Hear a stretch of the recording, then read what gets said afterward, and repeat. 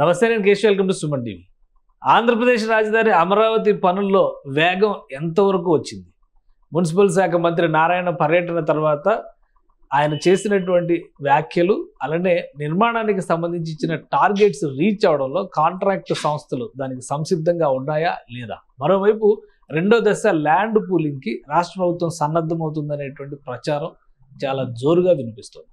దీనికి తగ్గట్టే అమరావతి జేఏసీ నుంచి వస్తున్నటువంటి నిరసనల పరంపర, తమకు ఇచ్చినటువంటి హామీలు నెరవేరలేదు, గత 13 నెలలుగా కూటమి ప్రభుత్వం కనీస సంప్రదింపులే జరపడం లేదు అనేటువంటి విమర్శలకి ప్రభుత్వం ఏం సమాధానం చెప్తుంది? ఈ అంశాలపైన విశ్లేషణ చూద్దాం. మనతో పాటు పొలిటికల్ అనలిస్ట్, అలానే సెంటర్ ఫర్ లిబర్టీ ఫౌండర్ నల్లమోదు చక్రవర్తి గారు ఉన్నారు. చక్రవర్తి గారు నమస్తే అండి. నమస్కారం కేశవ్ గారు, బాగున్నారా? బాగున్నాయండి. అమరావతి నిర్మాణానికి సంబంధించి వరుసగా చర్చలు జరుగుతూనే ఉన్నాయి. కూటమి ప్రభుత్వం వచ్చిన తర్వాత 13 నెలలుగా ఈ పనులు వేగం పుంజుకుంటున్నాయి. 20 నుంచి 30 వేల మంది పనిచేసేటువంటి రోజు ఉంటుంది అని ప్రభుత్వం పదే పదే చెబుతోంది. నిజంగా ఆ స్థాయిలో పనులు జరుగుతున్నాయి? అంటే ఇప్పుడు మనకు 5 సంవత్సరాల గ్యాప్ వచ్చి అది అమరావతి మొత్తం ఒక అడవి అయిపోయి ఈ రోజు ఒక కన్స్ట్రక్షన్ చేసే స్థాయి రావడానికి కొంత టైం పట్టుద్ది. ప్రభుత్వం మీరు అన్నట్లు 13 నెలలు గడిచిపోయాయి. బట్ చాలా వరకు కాంట్రాక్ట్లు ఇవ్వటం, లాట్ ఆఫ్ అడ్మినిస్ట్రేటివ్ వర్క్ ముందు జరుగుతుంది కాబట్టి కొంత బెనిఫిట్ ఆఫ్ డౌట్ ఇవ్వచ్చు ప్రభుత్వానికి. 2014-19 మధ్యలో కూడా బిగినింగ్ లో మందకొడిగా సాగాయి పనులు, మీరు గుర్తు చేసుకుంటే. అందరూ అమరావతి, భ్రమరావతి అని, గ్రాఫిక్స్ అని, అది ఇది అన్నారు. బట్ చివరిలో బాగా స్పీడ్ అందుకున్నాయి పనులు. ఇది చివరి 2 సంవత్సరాలు, మరి 17 లేట్ 17లో స్టార్ట్ అయ్యి 18-19. అంటే ఇప్పుడు ఈ జాప్యం, ఇప్పుడు జరిగినటువంటి ఈ మందకొడితనం అనేది అంత అనుకున్నంత స్లో అని అనడానికి అవకాశం లేదంటారా? కొంచెం నేనే ఉన్నట్టు మనకు 14-19 అనుభవం చూసుకుంటే, ఎస్పెషల్ ఇప్పుడు నేను ఎప్పుడు ఇచ్చే ఉదాహరణ ఒకటి, మనం ఈ కోకాపేటలో కానివ్వండి, గచ్చిబౌలిలో కానీ కన్స్ట్రక్షన్స్ చూస్తే, ఒక్క ప్రాజెక్టు ఒక 5-6 ఎకరాల్లో కట్టే ప్రాజెక్టు 4-5 సంవత్సరాలు పడుతుంది. ఇది రాజధానికి సంబంధించిన విషయం. రకరకాల ప్రాజెక్టులు, రోడ్లు, డ్రైనేజీలు, నీళ్లు ఉన్నప్పుడు సరే రాజకీయాలు కొద్దిసేపు పక్కన పెట్టుకొని అబ్జెక్టివ్ గా విశ్లేషణ చేసుకుంటే దాంట్లో ఉండే ఛాలెంజెస్ దాంట్లో ఉంటాయి. అయినప్పటికీ స్లోగా అవుతుంది పని. నేను అసలు దాంట్లో ఏమాత్రం వివేరించట్లేదు. బట్ అదొకటి. రెండోది వర్షాకాలం. మూడోది అది క్లే సాయిల్. మీకు తెలిసిందే, నదికి పక్కన బాగా బంక మట్టి ఉన్న భూమి. వర్షాకాలం జనరల్గా ఈ పనులు కాస్త స్లోగా అవుతాయి. ప్రత్యేకంగా అమరావతి ఆ ప్రాంతం ఏదైతే ఉందో ఇటువంటి సమయంలో పనికి కాస్త అనుకూలంగా ఉండదు. ఈ ట్రక్కులు కానీ లారీలు కానీ బాగా దిగబడుతున్నాయని విన్నాను. దానివల్ల కొంత పని నెమ్మదించింది అనేది. సో పని నెమ్మదిగా అవుతుందనే దాంట్లో అసలు రెండో ఆలోచన లేదు. బట్ ఒక మంచి కార్యం జరుగుతుంది కాబట్టి కొంచెం ఓపిక, కొంచెం సహనం, we have to wait and see. కానీ చాలా మంది చేస్తున్న విమర్శ ఏంటంటే, ఏడాదిలో ప్రారంభోత్సవాలు ఉంటాయి అన్నారు, ఇంతవరకు అసలు పనులే ముందుకు సాగట్లేదు అనేది ఒక విమర్శ.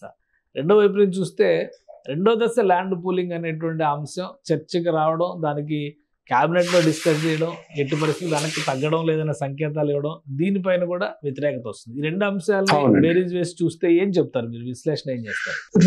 రెండో అంశం కాస్త ట్రబ్లింగ్. అమరావతి 54-55 వేల ఎకరాలు అన్నారు, రైతులు 33-34 వేల ఎకరాలు ఇచ్చారు.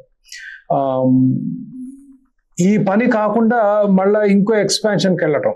ఇప్పుడు మనకు రైతులకు 10 సంవత్సరాల్లో చాలా వరకు పని అయిపోయి వాళ్ళ ప్లాట్లు వాళ్ళకు ఒప్పజెప్పి రోడ్లు, డ్రైనేజీలు, కరెంటు, నీళ్లు అన్ని సౌకర్యాలు కల్పించి ఇవ్వాల్సింది ప్లాట్లు. సరే, ఈ సంవత్సరంలో ప్లాట్లు ఇచ్చారు, బాగానే ఉంది. ఇది అలొకేషన్స్ అయ్యాయి. అలొకేషన్స్ అయిన తర్వాత ఇప్పుడు మార్కింగ్ చేసి వాళ్ళందరికీ ప్లాట్లు ఇవ్వాలి. నాకు తెలిసి దాదాపు 90% రైతులకు వచ్చేసాయి ఆల్రెడీ ప్లాట్లు. లాటరీ ద్వారా పారదర్శకంగా అందరినీ పిలిచి చక్కగా చేశారు. ఓకే, అంతవరకు బాగానే ఉంది. అమరావతిలో చాలా పెద్ద కార్యం జరగాల్సి ఉంది. అక్కడ సెక్రటేరియట్ రావాలి, అసెంబ్లీ రావాలి, హైకోర్టు రావాలి, రాజ్భవన్ రావాలి, మీ రోడ్ల పనులు కావాలి. ఇప్పుడు ఈ ప్లాట్లన్నీ ఇచ్చారు.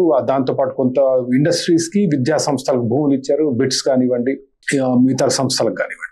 ఇదే ఓవర్వెల్మింగ్ అంటే ఇంత పని చేయాల్సింది ఉంది. ఒక ప్రభుత్వానికైనా ఒక వ్యక్తికైనా there is a limited resources. Okay. Plus 2019-24లో పని పూర్తిగా ఆగిపోయింది. ఆ అనుభవంతో గబగబా మనం ఈ ఫేజ్ ఆఫ్ అమరావతి పూర్తి చేసే దాని మీద దృష్టి పెడితే బాగుండేది ప్రభుత్వం. రెండో ఫేజ్ అని పోయి మళ్ళీ ఇంకో పూలింగ్ అని, అదొక పెద్ద కాంట్రవర్సీ. ప్రతిదీ రాజకీయమే కదా. మళ్ళీ ఆ రైతుల్లో కొందరు ఇవ్వటానికి అనుకూలంగా ఉంటారు, వ్యతిరేకించేవాళ్ళు ఉంటారు. ఆ గొడవలు ఇస్ వెరీ డిస్ట్రాక్టింగ్ ఒకటి. రెండోది అమరావతి రైతుల్లో కూడా కొంత ఆందోళన ఏంటంటే, అరే 55,000 ఎకరాలకు మళ్ళీ ఇంకో 40,000 ఎకరాలు కూడారు అనుకోండి, భూమి పెరిగిపోతుంది, రేటు తగ్గుతాయని ఆందోళన కొంత వాళ్ళలో ఉండటం సహజం.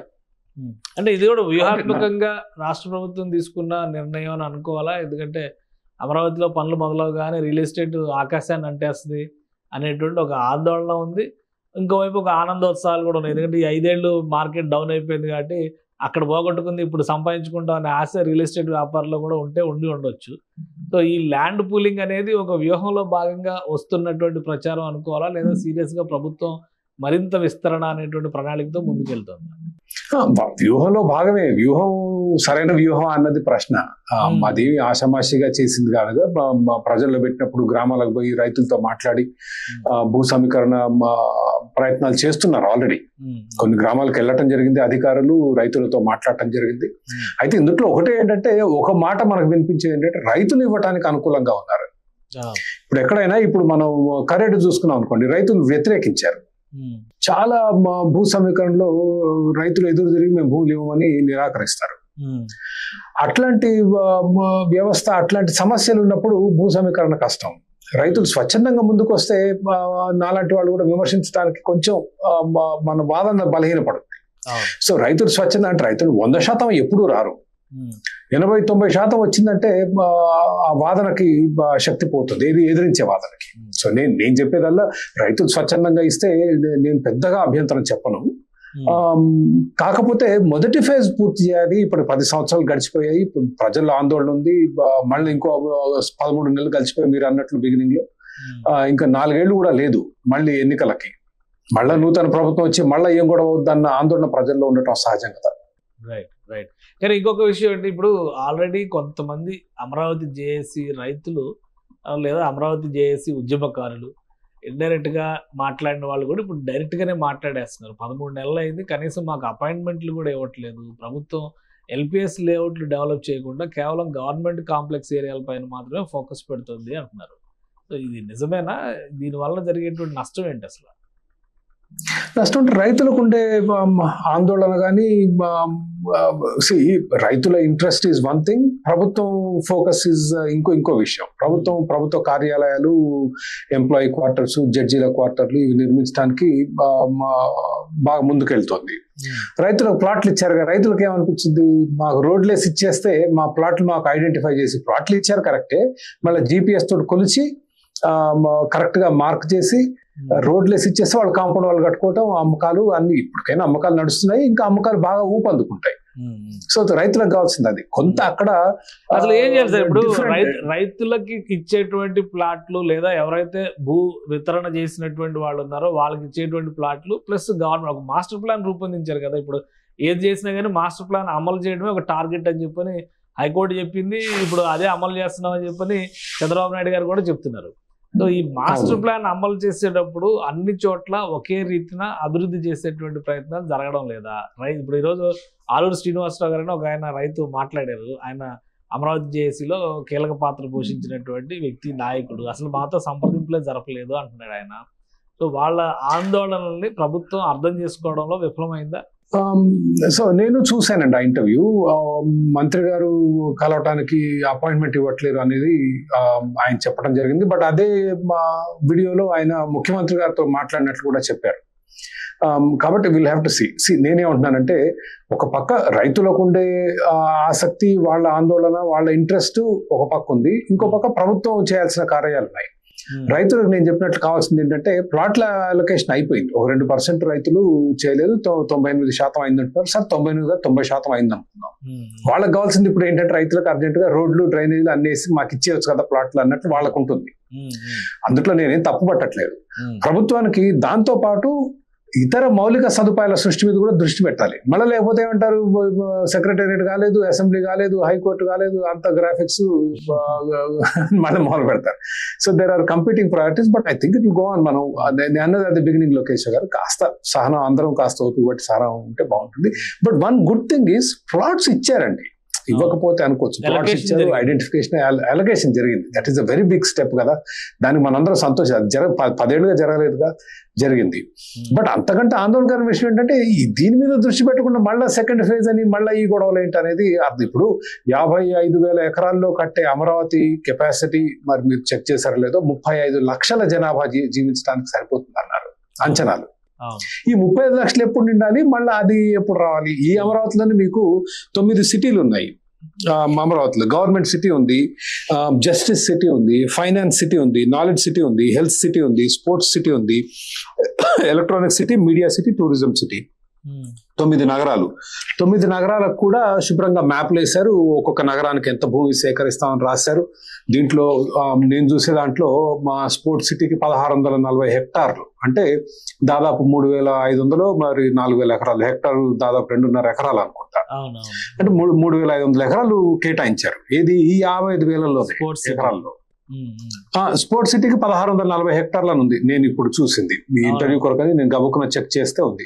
మళ్ళా స్పోర్ట్స్ సిటీ ఏంటి నాకు అర్థం కాలేదు. ఒక పక్క గన్నవరం ఎయిర్పోర్ట్ ఎక్స్పాన్షన్ నడుస్తోంది ఇప్పుడు. దానికి కావాల్సిన భూమి సమీకరించారు. గన్నవరం ఎయిర్పోర్ట్ కి భూమి ఇచ్చిన రైతులకి మళ్ళీ అమరావతిలో ప్లాట్లు ఇచ్చారు ఈ మధ్య. మళ్ళీ దాని కూడా లాటరీ చేసి చాలా పారదర్శకంగా ఇచ్చారు, సంతోషం. 2వ టెర్మినల్ కడుతున్నారు. కేంద్ర ప్రభుత్వం డబ్బులు ఇస్తుంది. ఏది గన్నవరం ఎయిర్పోర్ట్ నుంచి అమరావతి దాకా మనకు 6 లేన్ 8 లేన్ హైవే. ఎంత దూరం గన్నవరం టు అమరావతి? మీకు ఒక 20 కిలోమీటర్లు 25 కిలోమీటర్లు ఉంటుంది. 30 దాకా ఉంటుంది. సార్ 30 కిలోమీటర్లు వేసుకోండి సార్. సార్ 35 కిలోమీటర్లు వేసుకోండి. మీకు ఓఆర్ఆర్ లాంటి హైవే వచ్చిన తర్వాత మళ్ళా అమరావతిలో ఇంకొక 5,000 ఎకరాలు పెట్టి కట్టి గన్నవరం మీద ఇప్పటి వరకు పెట్టిన ఖర్చు అంతా ఏమైపోవాలి? ప్లస్ కేంద్ర ప్రభుత్వం హైవేకి ఇస్తున్న డబ్బు, కేంద్ర ప్రభుత్వం చేసిన ప్రణాళిక అదేమైపోవాలి? అవసరమే ఉంది. ముందు ఉన్నాయి మనం ఇల్లు చక్కదిద్దుకుంటే ప్రస్తుతానికి ఉన్న వాటి ఏది గత అనుభవంతో 5 ఏళ్ళు ఆగిపోయిన ప్రాజెక్ట్ ని ఇప్పుడు రీస్టార్ట్ చేశారు. నేల విడిచి సాము చేయటం ఎందుకు? ఉన్నది చేసి చూపిస్తే ప్రజలు కూడా సంతోషిస్తారు. దాని తర్వాత ఎక్స్పాన్షన్ చేసుకోవచ్చు. 2035 నాటికి ప్రణాళిక అని చెప్పి అంటారు కదా. ఈ లోపు ఇప్పుడు రేపు 2026 నుంచి 27 నుంచి గన్నవరం ఎయిర్పోర్ట్ కొత్త టెర్మినల్ అందుబాటులోకి వస్తుంది. 35 వరకు టైం ఉంది కదా. అప్పటి వరకు గన్నవరం ఎయిర్పోర్ట్ నే ఉపయోగిస్తాం. 35 కొత్త ఎయిర్పోర్ట్ వస్తుంది. అప్పుడే అవసరాలకు తగ్గట్టుగా డిజైన్ చేస్తున్నాం మేము అంటున్నారు. అది భవిష్యత్ దానికి అభ్యంతరం చెప్పట్లేదు. 35 ఎయిర్పోర్ట్ కి ఇప్పుడే చేయటం ఎందుకు? ఎంత ట్రాఫిక్ వస్తుందని చూడాలి. సరే భూమి సమీకరించి పెట్టుకుంటారు, ఏం చేస్తారు. ఇప్పుడు హైదరాబాద్ లో శంషాబాద్ కట్టారు, ఇట్లే కట్టారు, కానీ ఇంకో ఎయిర్పోర్ట్ మూసేశారు.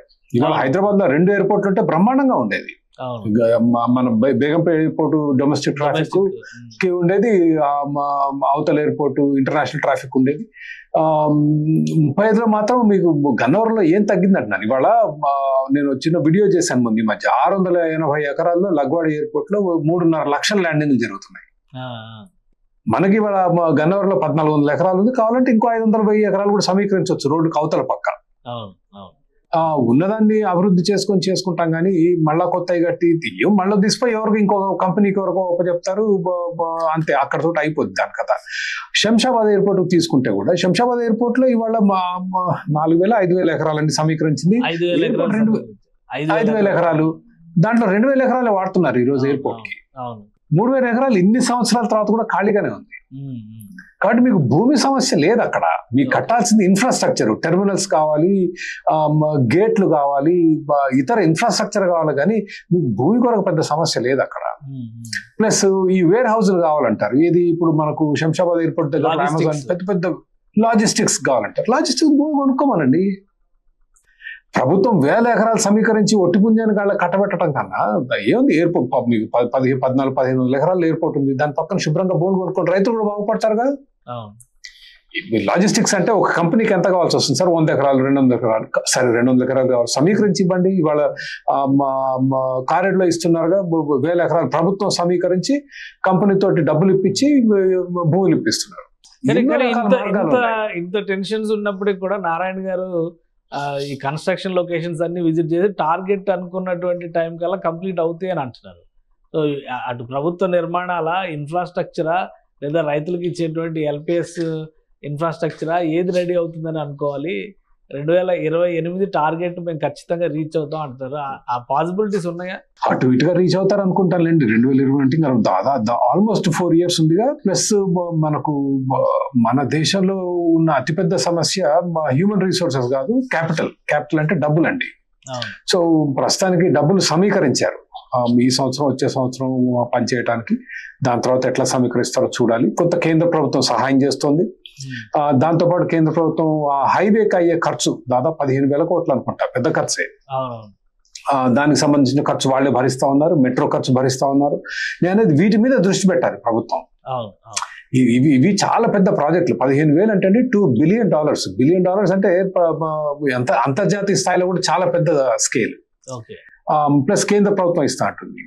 ఈ నిర్మాణాలు చేసుకోకుండా అనవసరంగా వెళ్ళి ఇంకో 5,000 ఎకరాలు ఎయిర్పోర్ట్ తీసుకుంటాం, ఇంకో 40,000 ఎకరాలు సమీకరిస్తాం అనేది కరెక్ట్ కాదు. బట్ దాన్ని అన్నట్లు రైతులు స్వచ్ఛందంగా ఇవ్వడానికి సిద్ధంగా ఉంటే మనం ఎవరో అభ్యంతరం చెప్పడానికి. రైట్. థ్యాంక్ యూ చక్రవర్తి గారు, మీ విశ్లేషణ అందించినందుకు.